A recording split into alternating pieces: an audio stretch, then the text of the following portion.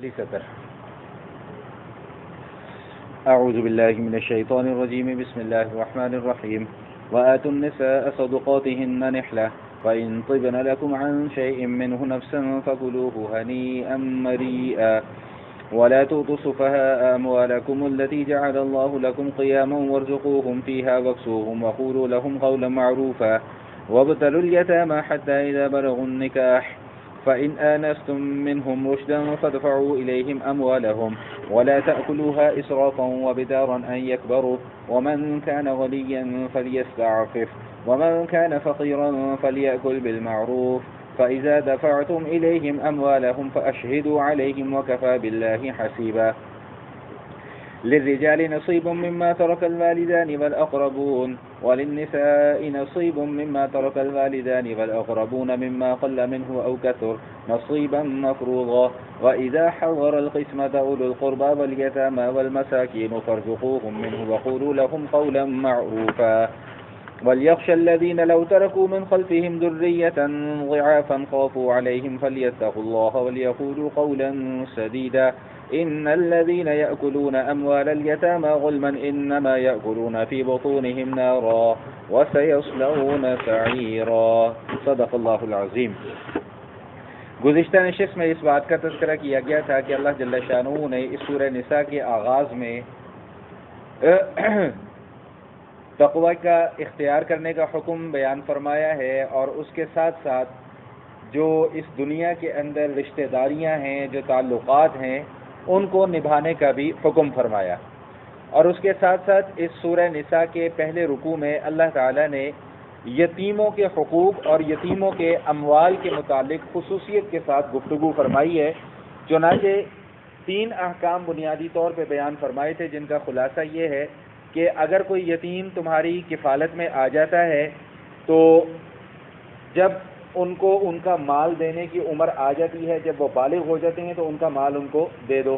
دوسرا حکم یہ بیان فرمایا کہ ان کا اچھا مال اپنے پاس نہ رکھ لو اور اپنا گھٹیا مال ان کو مت دو۔ اور تیسرا حکم یہ بیان فرمایا کہ اپنے مال اور ان کے مال کو آپس میں خلط ملط نہ کرو۔ یہ 3 بنیادی حکم بیان فرمائے۔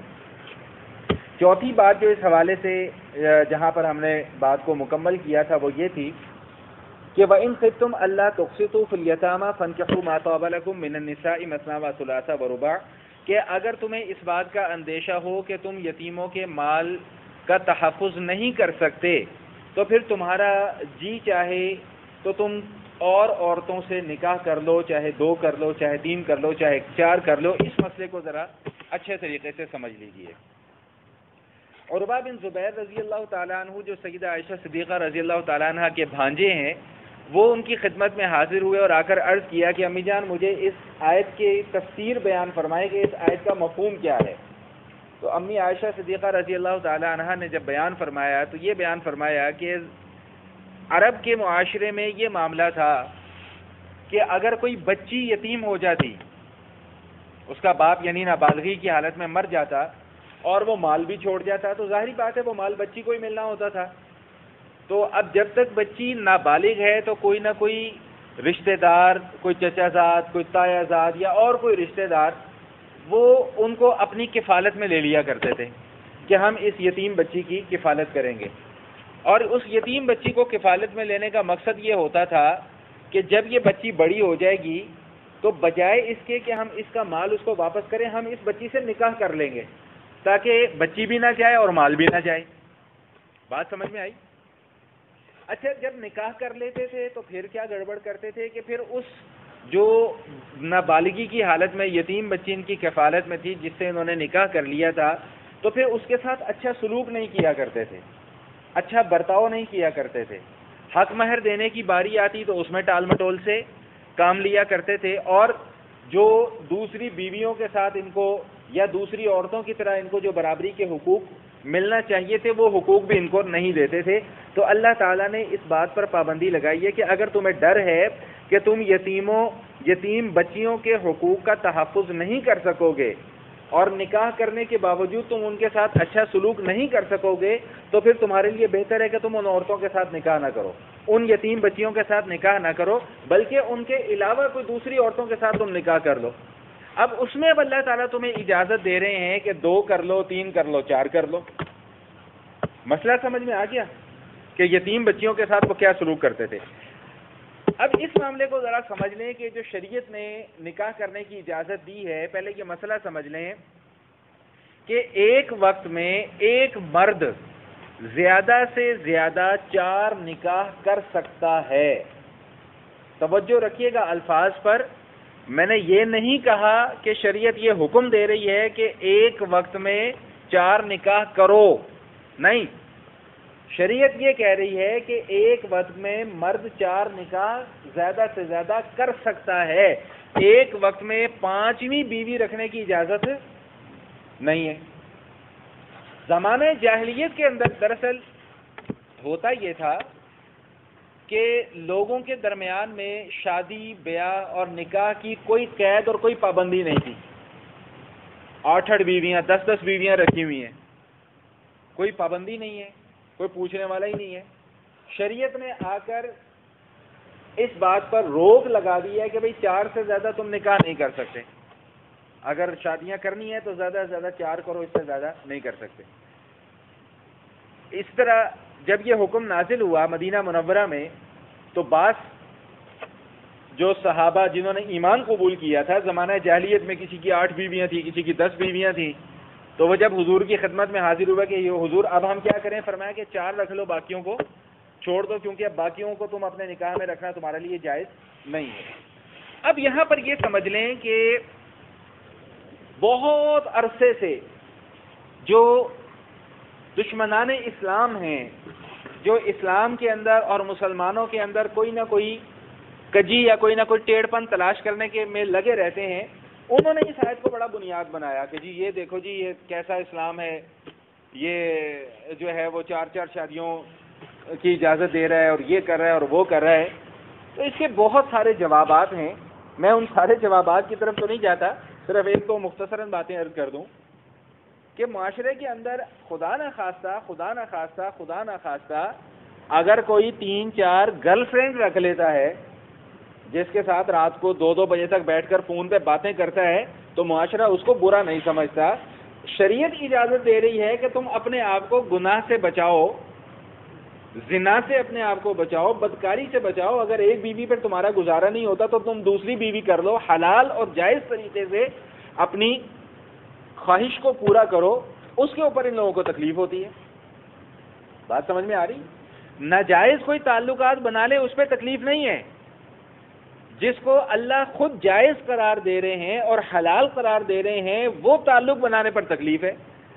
اور دوسری سب سے بڑی بات کیا ہے کہ حدیث شریف میں آتا ہے، میں نے پڑھی تھی کہیں حدیث کہ السائل کالاعمی، سوال کرنے والا جو ہوتا ہے نا وہ اندھا ہوتا ہے، اندھوں کی طرح ہوتا ہے.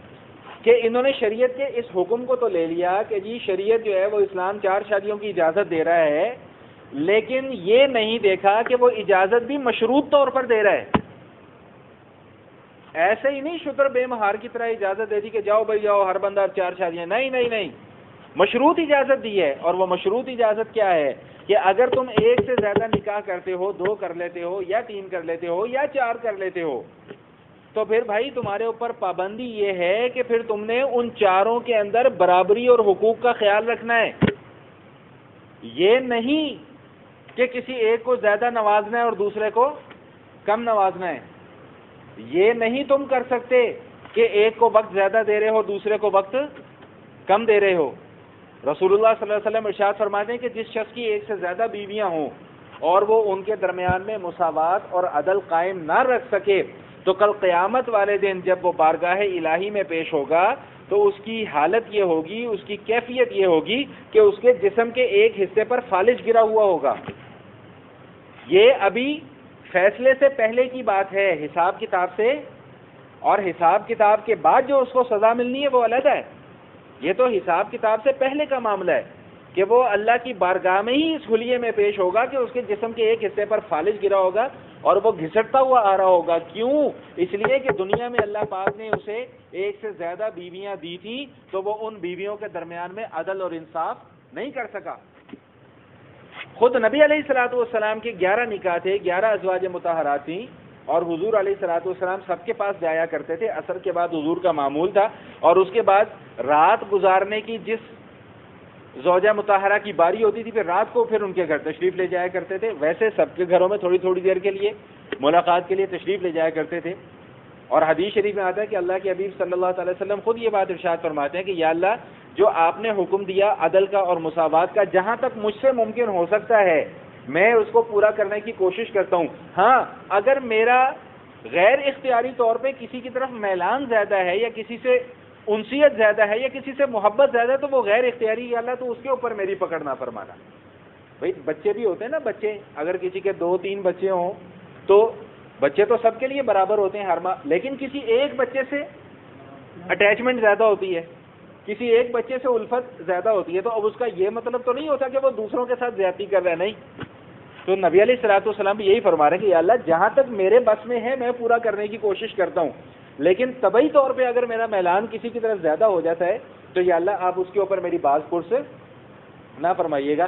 چنانچہ روایات کے اندر آتا ہے کہ جب نبی علیہ الصلوۃ والسلام کی بیماری کا آغاز ہوا, جس میں حضور کا وصال ہوا, تو حضور ہر روز پوچھا کرتے تھے بھائی عائشہ کی باری کب آئے گی, عائشہ کی باری. تو ساری ازواج مطہرات سمجھ گئیں کہ نبی علیہ الصلوۃ والسلام ان سے, کیونکہ الفت ایک زیادہ تھی, تو سب نے آپس میں باہری مشاورت سے نبی علیہ الصلوۃ والسلام کو یہ اجازت دے دی کہ یا رسول اللہ آپ چاہیں تو آپ ہماری باری بھی عائشہ کے گھر پر ہی گزار سکتے ہیں. تو عرض کرنے کا مقصد یہ تھا کہ شریعت کوئی بھی حکم دیتی ہے تو یاد رکھیے گا کہ وہ حکم کسی بھی حکمت سے خالی نہیں ہوتا.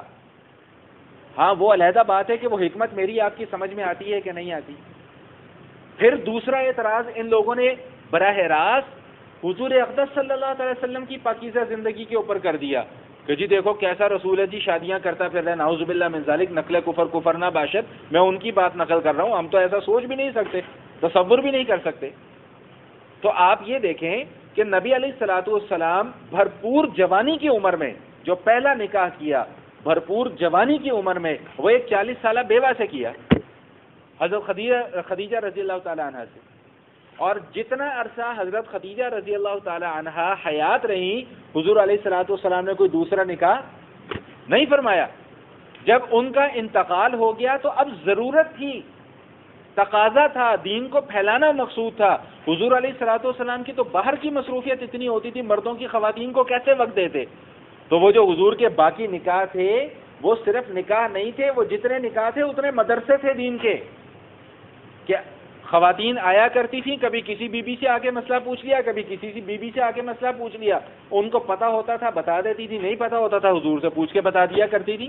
وہ اس وقت ایک دینی ضرورت تھی, دینی تقاضا تھا. اور پھر دوسری سب سے بڑی بات یہ ہے کہ بہت سارے معاملات ایسے ہیں کہ جس میں جو نبی ہوتا ہے اللہ کا, اور بالخصوص نبی علیہ الصلوۃ والسلام, ان کا معاملہ امتیوں سے ذرا مختلف ہوتا ہے. مجھ پر اور آپ پر بے شمار پابندیاں ہیں, وہ پابندیاں حضور پر نہیں تھیں. میں سو جاتا ہوں, آپ سو جاتے ہیں, میرا آپ کا سونے سے وضو ٹوٹ جائے گا, حضور کا سونے سے وضو نہیں ٹوٹتا تھا. نبی علیہ الصلوۃ والسلام فرماتے ہیں کہ جس طرح میں سامنے کی آنکھوں سے دیکھتا ہوں اس طرح میں پیچھے بھی دیکھ لیتا ہوتا ہوں, میں اور آپ پیچھے نہیں دیکھ سکتے ہیں. تو بہت سارے معاملات ہوتے ہیں جو وقت کی ضرورت ہوتی ہے. اور پھر دوسری سب سے بڑی بات یہ کہ یہ جو اعتراض کرنے والے لوگ ہیں کون ہیں, غیر مسلم ہیں نا, یہودی ہیں, عیسائی ہیں اور دوسرے. ان کی اپنی تاریخ اٹھا کر دیکھ لیں, ان کی اپنی ہسٹری اٹھا کر دیکھ لیں, ان کے اپنے بزرگوں کے حالات پڑھ کر دیکھ لیں, تو کسی کی بھی 100, 150, 200, 300 سے کم بیویاں, گزشتہ شریعتوں میں بھی بے شمار بیویاں رکھنے کی اجازت تھی, کوئی پابندی نہیں تھی اس کے اوپر. سلیمان علیہ السلام کے متعلق آتا ہے پتہ نہیں ان کی 100 کے قریب بیویاں تھیں. تو یہ یہودی سلیمان علیہ السلام کے بھی تو ماننے والے ہیں, ان کے یہ عیسائی بھی تو ان کے ماننے والے ہیں. تو صرف اعتراض کے لیے مسلمان ملے ہیں یا اسلام ملا ہے یا نبی علیہ الصلوۃ والسلام کی ذات ملی ہے. وہ اللہ کے بندوں کو تھوڑی سی عقل کی آنکھیں تو کھولو, دل کے اوپر سے اپنے پردے تو ہٹاؤ, تعصب کی اینک تو اتارو, پھر تمہیں سمجھ میں آئے گا کہ دین ہے کیا. میں نے بہت عرصہ پہلے ایک آرٹیکل پڑھا تھا اخبار میں, تو میرا خیال ہے مجھے جہاں تک یاد پڑ رہا ہے تو کم و بیش کوئی 10 ایک سال پرانی بات ہوگی ہے, یا ہو سکتا ہے اس سے بھی زیادہ پرانی بات ہو. تو وہ آرٹیکل لکھنے والے نے ایک ریسرچ کی تھی, اور ریسرچ اس نے امریکنز کے اوپر کی تھی, اور اس نے وہاں پر یہ بات لکھی تھی, مجھے اب یاد نہیں ہے کہ وہ کس اخبار میں شائع ہوا تھا اور کس بندے نے لکھا تھا، لیکن وہ جو میں نے پڑھا تھا وہ مجھے یاد رہ گیا. اس نے کہا کہ امریکہ میں ہر دوسری لڑکی شوہر کے ہاتھوں نہیں، اپنے بوائے فرینڈ کے ہاتھوں مار کھاتی ہے. شوہر کے ہاتھوں نہیں، یار جو بنائے ہوئے ان یاروں سے مار کھاتی ہے ہر دوسری لڑکی وہاں پر. تو اسلام تو تحفظ دیتا ہے نکاح کر کے. اسلام کو سمجھنے والے تو بنو، اسلام کو پڑھو تو صحیح. حضور علی، میں ابھی کچھ عرصہ پہلے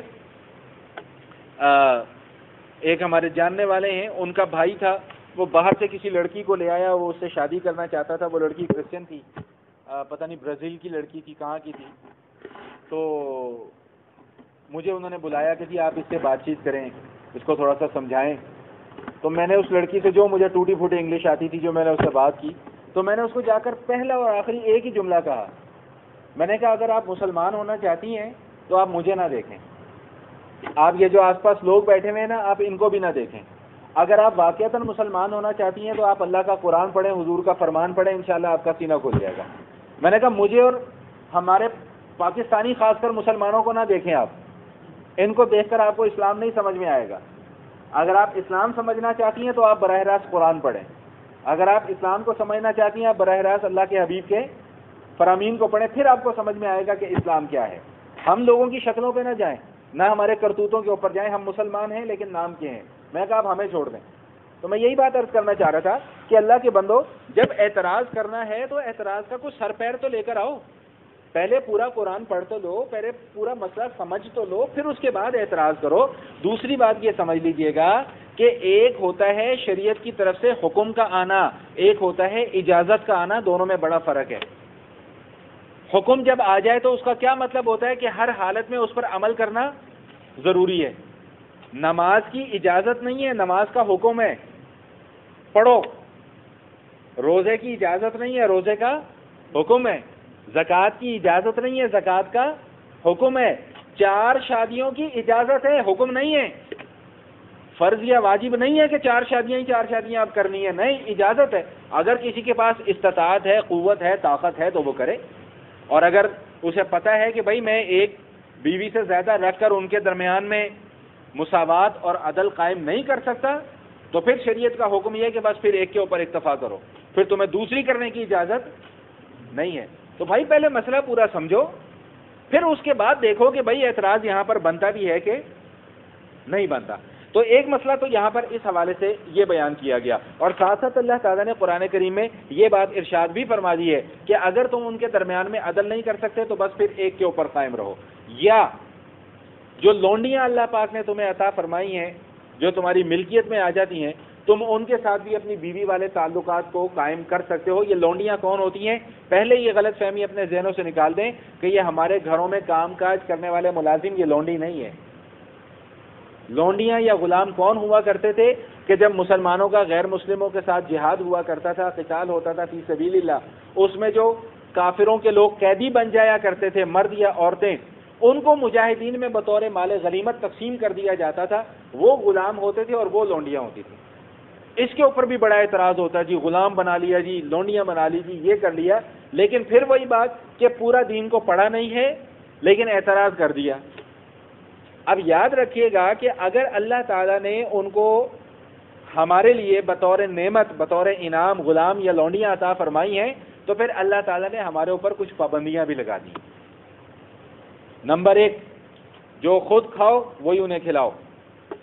یہ نہیں کہ تم خود تو مرغ مسلم اور کڑھائیاں کھا رہے ہو، ان کو بیچاروں کو آلو گوبھی کھلا رہے ہو. نہیں، جو خود کھاؤ وہی انہیں کھلاؤ. جو خود پہنو وہی انہیں پہناؤ. جس طرح تم خود زندگی گزارنا چاہتے ہو ویسے ہی ان کا معیار زندگی بناؤ. غلام ہیں تو غلام ہونے کا یہ مطلب نہیں کہ ان کو اپنے پاؤں کی جوتی بنا لو، نہ، ہرگز نہیں. اس بات کی قطعاً اجازت نہیں ہے. غلاموں کے بڑے حقوق ہیں، انشاءاللہ آگے بات آئے گی تو میں اس کے اوپر تفصیل سے بات کروں گا. ابھی یہاں پہ صرف میں مختصر اس کو بیان کر کے جا رہا ہوں. دوسری بات یہ ہے کہ اللہ تعالیٰ نے اگر کہیں غلام بنانے کی اجازت دی بھی ہے تو غلام آزاد کرنے پر اس سے زیادہ اجر بھی رکھا ہوا ہے. خدا نہ خواستہ آدمی روزے کی حالت میں اپنی بیوی کے ساتھ جان بوجھ کر تعلقات قائم کر لیتا ہے، اس کا روزہ ٹوٹ گیا. اب اس کے اوپر لازم ہے کہ وہ کفارہ دے گا، اور سب سے پہلا کفارہ کیا ہے؟ غلام آزاد کرو. تو جہاں غلام بنانے کی اجازت ہے وہاں پر غلام آزاد کرنے کی ترغیب بھی دی ہے کہ بھئی ثواب ملے گا، اگر آ گئے ہیں آزاد کر دو، چھوڑ دو انہیں. یہی وجہ ہے کہ صحابہ کرام رضوان اللہ تعالی عنہم اجمعین کے متعلق آتا ہے کہ ایک ایک صحابی کئی کئی سو غلاموں کو خرید کر آزاد کر دیا کرتے تھے کہ بھئی ہمیں اللہ سے اجر ملے گا، اس کا اللہ سے ثواب ملے گا. کسی نے قسم کھا لی، قسم کھانے کے بعد قسم توڑ دی اس نے اپنی، تو اب سزا کیا ہے؟ غلام آزاد کرو. تو اللہ تعالیٰ نے جتنی سزائیں ہمارے اوپر مقرر کی ہیں کسی جرم کی وجہ سے، کسی گناہ کی وجہ سے، تو ان میں پہلا کفارہ اللہ پاک نے غلام آزاد کرنے کا بھی رکھا ہے. تو یہ جو لونڈیاں ہوتی تھیں ان کے ساتھ بیوی والے تعلقات قائم کرنے کی اجازت تھی، اس کے بھی علیحدہ مستقل احکام ہیں، انشاءاللہ وہ آگے جا کے بات آئے گی تو میں وہاں پر اس میں پھر تفصیل سے آپ کے سامنے ذکر کروں گا. ابھی صرف اتنا سمجھ لیجئے. تو فرمایا کہ اگر تو تم ایک سے زیادہ بیویاں افورڈ نہیں کر سکتے یا ان کے درمیان برابری نہیں کر سکتے تو بھائی جو پھر ایک ہے اسی کے اوپر قائم رہو، یا اگر اللہ تعالیٰ نے تمہیں کوئی لونڈی وغیرہ دے دی ہے تو پھر تم اپنی ضرورت اس سے بھی پوری کر سکتے ہو. اور تیسری جو آج کے حوالے سے اہم گفتگو ہے، بس یہ کر کے میں بات کو مکمل کر رہا ہوں کہ جب نکاح ہوتا ہے تو نکاح کے اندر اللہ تعالیٰ نے ایک پابندی اور عورتوں کے حقوق کے حوالے سے، جو عورتیں چیختی پھرتی ہیں نا جی عورتوں کے حقوق، عورتوں کی آزادی، عورتوں کے، او بھائی پہلے دین تو پڑھ لو. جتنے حقوق تمہیں اللہ نے دیے ہیں، اللہ کے نبی نے دیے ہیں، کوئی اور مذہب تمہیں اتنے حقوق نہیں دیتا. زیادہ ہی چوں چوں کرتی ہیں نا تو میں ان کو کہا کرتا ہوں تمہیں تو دنیا میں جینے کا حق نہیں تھا، تمہیں تو جینے کا حق اللہ نے دیا ہے، اللہ کے نبی نے دیا ہے. وہ ٹھیک تھا پھر جاہلیت کے معاشرے میں جیسے ہی تم پیدا ہوتی تھی تمہیں جا کے دفنا دیا جاتا تھا، زندہ دفنا دیا جاتا تھا، وہ ٹھیک تھا. تمہیں تو جینے کا حق اللہ اور اللہ کے نبی نے دیا ہے، اور تم اللہ کے نبی کے اوپر ہی اعتراض کر رہے ہو، اللہ کے قانون کے اوپر اعتراض کرتے ہو. جی ہمارے ساتھ ظلم ہو رہا ہے، ہمارے ساتھ زیادتی ہو رہی ہے، ہمارے حقوق سلب کیے جاتے ہیں. کہاں حقوق سلب کیے جاتے ہیں؟ جتنے حقوق شریعت دین اسلام خواتین کو دیتا ہے دنیا کا کوئی اور مذہب اتنے حقوق ان کو نہیں دیتا. یاد رکھیے گا حقوق اور چیز ہیں، آزادی اور چیز ہے. یہ حقوق نہیں مانگتی، یہ آزادی مانگتی ہیں. سمجھ رہے ہیں بات میری؟ حقوق اور چیز ہے، آزادی اور چیز ہے. اللہ تعالیٰ اور اللہ کے نبی تو یہ کہتے ہیں کہ عورت کو سر کا تاج بنا کر رکھو، گھر کی ملکہ بنا کر رکھو، گھر کے کام اس کے ذمہ لگاؤ. اور پھر فرما دیا کہ جو عورت 5 وقت کی نمازیں پڑھے، رمضان کے روزے رکھے، اگر زکوٰۃ فرض ہے زکوٰۃ ادا کرے اور اپنے شوہر کی اطاعت اور فرما برداری کرے تو بھائی جنت کے جس دروازے سے داخل ہونا چاہے گی ہو جائے گی، کوئی روکنے والا نہیں ہوگا اسے. وہ کیا کہ میں نے 1 نمبر دروازے سے جانا ہے، اللہ نے کہا جا تو 1 نمبر دروازہ. وہ کہے کہ جی میں نے 7 نمبر دروازے سے جانا ہے، جاؤ جی 7 نمبر دروازہ، جہاں سے تمہارا دل کرتا ہے جنت کے اندر داخل ہو جاؤ. تو یہ آج کل کی عورتیں جو نام نہاد حقوق کی بات کرتی ہیں، یہ حقوق کی نہیں، یہ آزادی کی بات کرتی ہیں. اور ان کو آزادی کیسی چاہیے؟ ان کو چاہیے ننگے پھرنے کی آزادی. الامان الحفیظ، معذرت کے ساتھ الفاظ میرے تھوڑے سے ایسے ہی ہیں. ان کو چاہیے ننگے پھرنے کی آزادی. ان کو چاہیے بالکل شتر بے مہار کہ کوئی ان سے کوئی پوچھنے والا نہ ہو. باپ اس سے نہ پوچھے کہ بھائی بیٹی تو رات کو 2 بجے کہاں سے آ رہی ہے، بھائی نہ پوچھ سکے. یہ چاہتی ہیں کہ ہمارے ماں باپ، ہمارے بہن بھائیوں کی غیرت مر جائے، اور مر چکی ہے، معذرت کے ساتھ بہت حد تک مر بھی چکی ہے. ہم باہر نکلتے ہیں اپنی آنکھوں سے دیکھتے ہیں. اللہ تعالیٰ ہم سب کے ایمان کی حفاظت فرمائے. ایسے بیہودہ اور ایسے واہیات لباس میں ایک عورت اپنے گھر سے باہر نکلتی ہے.